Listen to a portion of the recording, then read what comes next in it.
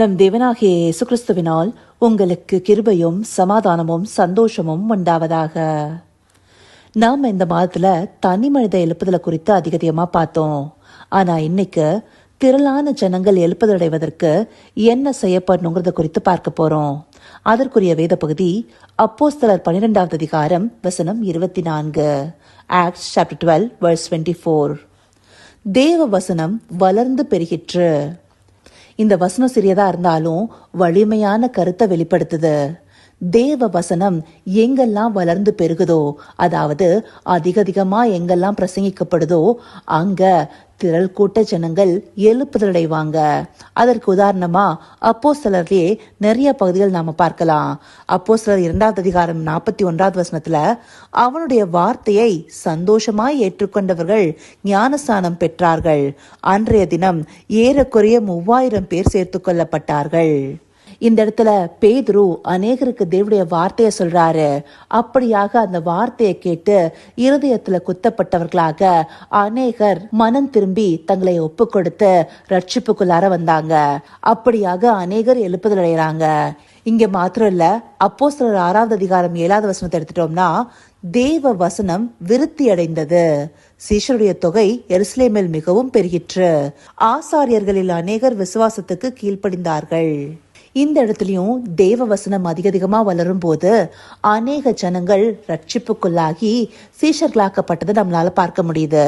அதே போல அப்போஸ்தலர் 19வது அதிகாரம் 20வது வசனத்தை எடுத்துட்டோம்னா, இவ்வளவு பலமாய் கர்த்தருடைய வசனம் விருத்தி அடைந்தது மேற்கொண்டது. இங்க ரொம்ப அழகா கர்த்தருடைய வசனம் விருத்தி அடைந்தது மேற்கொண்டதுன்னு சொல்லப்பட்டிருக்கு. அந்தபடி அநேக ஜனங்களை மேற்கொண்டதாக எழுப்புதடைய செய்ததாக இருக்கு. தேவ வசனம் வல்லமையாக பிரசங்கிக்கப்படுகிற இடத்துல எல்லாமே திரள் கூட்ட ஜனம் ரட்சிக்கப்படும். அப்படியான எழுப்புதலை கொண்டு வருவதற்கு நாம பரிசுத்த ஆவியானவரால நிரப்பப்பட்டவர்களாக எழுப்புதல் அடைந்தவர்களாக காணப்படணும். நமக்குள்ளார பக்தி வைராகியம் இருக்கணும். அப்படி இந்த தேவ வசனம் எங்கெல்லாம் வளர்ந்து விருத்தி அடைதோ அங்கெல்லாம் திரள் கூட்ட ஜனங்கள் ரட்சிக்கப்படுறாங்க. இந்த வசனத்திற்கு இப்படியான ஒரு வல்லமை இருக்கு. அந்தபடி தேவனுடைய வசனத்திற்கு மிகுந்த வல்லமை இருக்கு. ஆண்டவராகிய இயேசு கிறிஸ்து தாமே யோவான் 6வது அதிகாரம் 63வது வசனத்துல சொல்றாரு இல்லையா, நான் உங்களுக்கு சொல்லுகிற வசனங்கள் ஆவியாயும் ஜீவனாயும் இருக்கிறது. அப்படி வேதத்துல நமக்கு கொடுக்கப்பட்ட வசனங்கள் ஆவியாயும் ஜீவனாயும் இருக்கு. அந்த ஆவி நமக்குள்ளார பிரவேசிக்கும் போது நாம ஜீவனை பெற்றுக்கொண்டு எழுப்புதல் அடைபவர்களாக காணப்படுவோம். அதே போலதான் இந்த வசனம் அநேகருக்கு பிரசங்கிக்கப்படும் போது அவர்களுக்குள்ளேயும் எழுப்புதலை கொண்டு வருவதற்கான வல்லமை அதற்குள்ளார இருக்கு. தேவ வசனத்தின் மூலமா கடைசி காலத்துல மிகப்பெரிய எழுப்புதல் உண்டாகும். அதை பரிசுத்த ஆவியானவர் மூலமாக அநேகருக்கு சம்பூர்ணமாக தேவன் தந்தருவாரு. அப்படியான எழுப்புதல் இந்த நாட்களையும் நடந்து கொண்டிருக்கு. நாம அநேக இடங்கள்ல பார்க்க முடியுது. இந்த நாட்கள்ல அநேகர் எழும்பி தேவ வசனத்தை பிரசங்கிக்க ஆரம்பிச்சிருக்காங்க. அந்த வசனம் முதலாவதாக சபைக்குள்ளார இருக்கிற நம்மை உயிரடை செய்கிறதாக இருக்கு. அன்றைக்கு எப்படி யூதர்கள் தேவ ஜனமா இருந்தும் வசனத்தை பெற்றுக்கொள்ளாம இருக்கும் போது எழுப்புதடையாம காணப்பட்டாங்களோ, அந்தபடியே இன்றைக்கும் சபைக்குள்ளார அநேக கிறிஸ்தவர்கள் வசனத்துல வளராம இருக்கிறாங்க. அப்படிப்பட்டவர்களுக்கு வசனம் தீர்க்கமாய் பிரசங்கிக்கப்படணும். அப்படியாக வசனம் அவர்களிடத்துல வளர்ந்து பெருகி அது அவர்கள் மூலமாக புறஜாதியாரையும் எழுப்புதடைய செய்யும். அந்தபடி தேவ வசனமானது எல்லா இடத்திலையும் வளர்ந்து பெருகணும். அப்படியாக வளர்ந்து பெருகும் போது திரளான ஜனங்கள் எழுப்புதடைவாங்க. அந்தபடியான எழுப்புதல் இந்த கடைசி நாட்கள்ல நம் மூலமாகவும் உண்டாக வேண்டாமா? நாம வசனத்துல வளர்ந்தவர்களாக இந்த வசனத்தை அநேக இடத்துல கொண்டு போய் சேர்ப்பவர்களாக இருக்கணும்.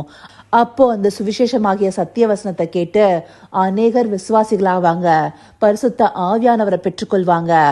ஆவியை பெற்றுக்கொள்ளும் போது எழுப்புதல் அடைபவர்களாக இருப்பாங்க. இப்படியான எழுப்புதலை ஒவ்வொருவருமே கொண்டு வரணுங்கிறதுக்காகவே இந்த பகுதிகள் நமக்கு காண்பிக்கப்பட்டிருக்கு. இதை அறிந்து கொண்டு தேவ வசனத்துல நாம வளர்ந்து அநேகருக்கு அதை கொண்டு போய் சேர்த்து எழுப்புதடைய பண்ண அவரை நோக்கி பார்ப்போமா? கர்த்தாவே, தேவாதி தேவனே, உமக்கே இந்த வேளையில் நன்றி செலுத்துகிறோம் ராஜா.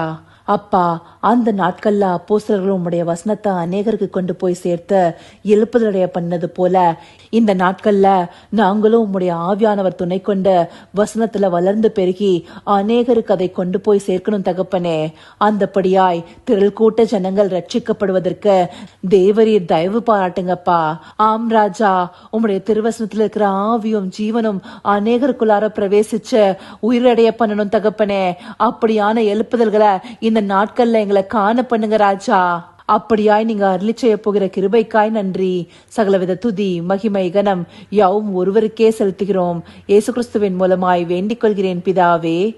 ஆமேன், ஆமேன்.